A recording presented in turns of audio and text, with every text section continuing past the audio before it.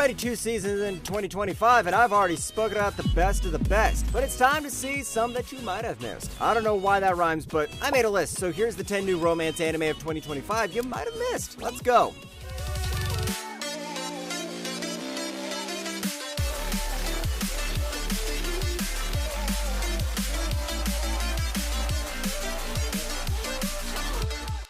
Number 10, Okitsura fell in love with an Okinawan girl. 必死でも可愛い。うちなタイムのことやしかんてうちなあのことやしかんならんてんつらしみそれ Teru's fresh start in Okinawa kicks off with a language barrier. Some unexpected chemistry. After moving from Tokyo, he meets this lively girl called Hina, who has a thick Okinawan dialect that leaves him totally confused half the time. Luckily, her bestie Kana steps in as a translator, but it's not just about being helpful. She's got a crush and sees her chance. As the trio hangs out, the emotions start to bubble out.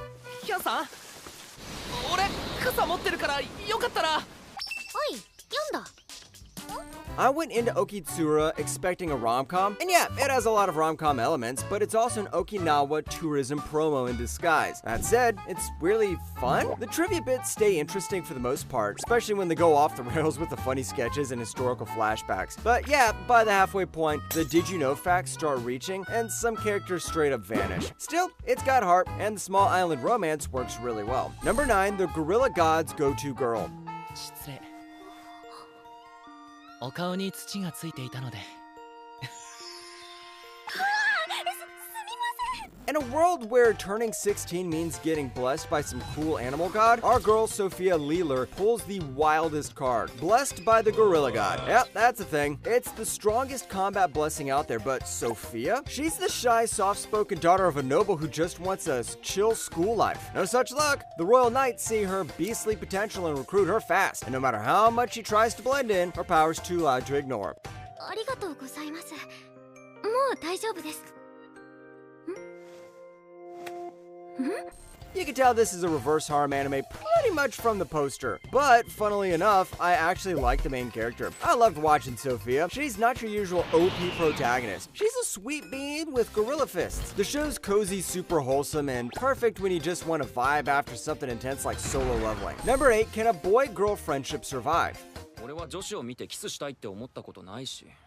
やってみるは私とお試しキス In a quiet little town, Himari and Yu made a childhood pact to be besties forever. Wow, how cute. I really hope this childhood friend won't be kicked off by some new love interest. Oh, wait a minute. Now in their second year of high school, they're still chilling in the gardening club, planting flowers and dodging feelings like pros. Himari's never fallen in love before, and Yu's just vibing with plants until an old crush of his shows up out of nowhere. Suddenly, that bestie bond starts feeling kinda complicated. Himari's stuck wondering if friendship's enough or if it's time to level up to love. 今日の作業は今日はここをきれいにしたら帰る。お前は？じゃあ私も手伝おうかな Pretty sure this show lives and breathes because of Himari. She's not just the heart of the series, she is the series. Think Megumi from Saikano levels of writing, where one girl holds the entire show. Her emotional range, vulnerability, and that chaotic mix of Dare and Tsun features is what gives this show its soul. If you vibe with Himari, you're gonna love this show. Number 7, Ballpark Day Tsukai no Mete. じゃあさちょっと試してみるか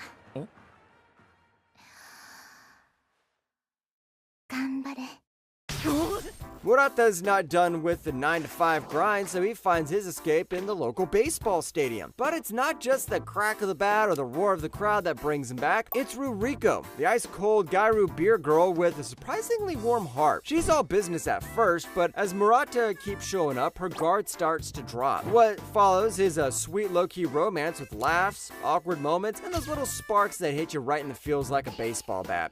この前の売り子のルリコさん。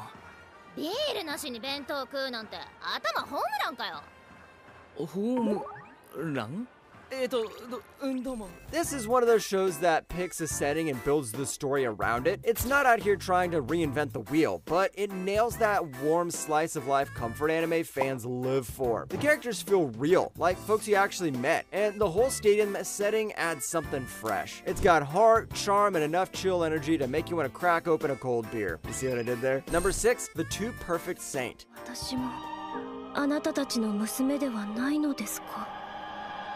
さようならフィリア。もう二度と会うこともないでしょう。 This is all about Philia, whose life has been one giant dumpster fire despite being the most powerful saint around. But instead of worship, she gets treated like yesterday's trash, even by her own family. When her fiance nopes out of their engagement and sells her off to a neighboring kingdom in need of a saint, she's bracing for even more misery. But here's the plot twist: this new place might actually treat her like a human being. Or, you know, a goddess, which she kinda is. ようこそ。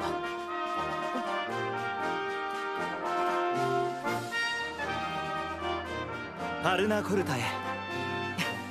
This one hit me in the feels early. It's like My Happy Marriage, where the girl goes from being a punching bag to being loved by someone. The characters are the real MVPs here. Mia, the favorite sister, turns out to be very wholesome and is low-key the MVP for trying to get to the bottom of all the shady stuff. The good prince is actually good, which is very rare in anime like this, and the villains are the kind of love to hate. I'm 3 episodes in and I'm just enjoying the ride. Number 5, Welcome to Japan, Miss Elf.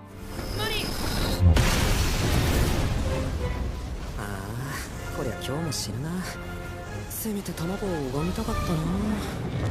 Welcome to Japan, Miss Elf kicks off your usual fantasy trip, except the fantasy comes to Japan. Kazuhiro Kitase has always dream hopped into the magical world, adventuring alongside this cute elf lady named Mirabelle. But after a dragon-related misadventure, he wakes up with Mirabelle sleeping next to him in his bed. It turns out his dreamland isn't just a dream, it's a whole-ass alternate world. Now juggling real life and fantasy life, Kazuhiro starts showing Marie the life of Japan.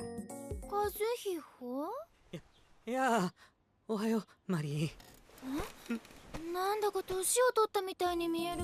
This is one of those shows that rode the elf wave that started with Frieren. It's not deep, it's not flashy, but it's very cozy. The whole reverse isekai angle is fresh. The chemistry between Kazuhiro and Marie is low-key adorable, and yeah, it's kinda wild seeing a dragon got won over by Japanese snacks. Sure, the animation isn't top tier, but the entire show feels like Spirited Away took a chill pill and decided to just vibe in Tokyo. That's a sentence I never thought I'd say in my life. Number 4, The Rose of Versailles. お前と俺はこれからもずっと一緒だ。そう言っただろう。俺はお前の影だ。お前と離れては存在できない。連れて行け。地獄の果てまで。 We're finishing off with one of my favorite movies. Alright, so there's the gist. The Empress of Austria ships her sparkly but bratty daughter, Marie Antoinette, off to France to marry Louis XVI and lock in a royal alliance. But Versailles ain't all glam. Marie runs into Oscar, the ultra-cool sword-wielding captain of the Royal Guards, who turns out to be a woman raised as a man. Drama? Absolutely. Between political unrest, royal dysfunction, and their own identity struggles, both women get swept up in the chaos of pre-revolutionary France. 全てをくれると俺のものになってくれるというのかこんな俺の Now, I caught this movie on the big screen, yeah, it's a musical. Not your classic Takarazuka or old anime vibe either, more like a flashy pop concert with roses and political drama background. This is actually based on an anime that aired in the 90s, but with better animation. The pacing's wild fast, so much plot gets cut, but the visuals are really good. It's not deep dive material for hardcore fans, but if you're someone who watches this for the first time like me, you're gonna love it. Number 3, Shuniji Family Children. さすが食べ盛り。長女バンディ頼れる姉ではあるけどなんかいっつも調子狂うんだよな You know, we aren't done with a harem. This kicks off with Arata, the eldest son of a ridiculously genetically and financially stacked family. He's been surviving the chaos of 5 quirky sisters until Daddy Dearest drops a truth bomb. It turns out not all these siblings are actually related. Wait, where have I heard that before? Suddenly, it's not just about being a good big bro, it's navigating a minefield of complicated feelings, potential romance, and a whole lot of wait, what moments? いたのか正派ちゃん。せめてちゃん付けなど可愛らしく呼んでほしいところです。 Alright, I'm gonna say it. This was written by the same guy who wrote Rent-a-Girlfriend. I watched this expecting some fresh take on family versus romantic love, but it's more about doubling down on cliches and running with them until you got something original. Is it deep? Hell no. Is it fun? Well, yeah, that's why it's on the list. You get 5 trope-heavy waifus, solid animation from Doga Kobo, and a main dude who doesn't make you wanna scream. Number 2, Summer Pockets. 露出の多い女に免疫なくて、だから隠さないとまずいと思う一心で。ああ、なるほど。だから氷をね。ってなんだそりゃ。Summer Pocket throws us into this super chill island called Torishirojima, where city boy Harari Takahara shows up after his grandma's death, supposedly to handle her estate. But let's be real, he's escaping some stuff. What starts as a low-key summer getaway turns into this feels-heavy slice of life as he meets 4 girls, each with their own quirky goals and mysterious backstories. あなたは何しに来たの？こんな島に。それは思い出せないんだ。 You should know by now why we got 4 girls here. This is actually based on a visual novel, and for those who don't know, visual novels allow you to choose a heroine and the ending depending on your choices. This anime is also looking pretty promising. From memory loss to pirate treasure hunts, this island's got more drama than you'd expect from a sleepy seaside town. Number 1, I have a crush at work. また何をぐるぐる考えてんのか知らねえけどさ、そういうの全部ちゃんと言えって。 Alright, listen up, rom-com lovers. I've got an adults-only show for you. And by that, I mean the cast is adults, not anything else. Yui and Masugu may bicker like an old married couple in front of their co-workers, but the truth is they're actually dating in secret. Yep, they're pulling a full Usopp level deception to keep things hush-hush, all while navigating awkward elevator rides and suspicious glances from nosy colleagues. 急に今駅にいるって連絡してきたかと思えばってなんだその顔。来ちゃった。 Now for the tea. This anime gets adult romance. None of that dragged out high school nonsense where characters can't even text back without blushing. Yui and Masugu have actual conversations like functioning adults, which feels like a miracle in romance anime. The pacing's clean, the chemistry feels real, and the workplace setting adds that grounded slice of life vibe. It's not flashy, but it doesn't need to be. If you're into this mature, feel-good romance with a side of comedy and zero over-the-top drama, this one's a must-watch.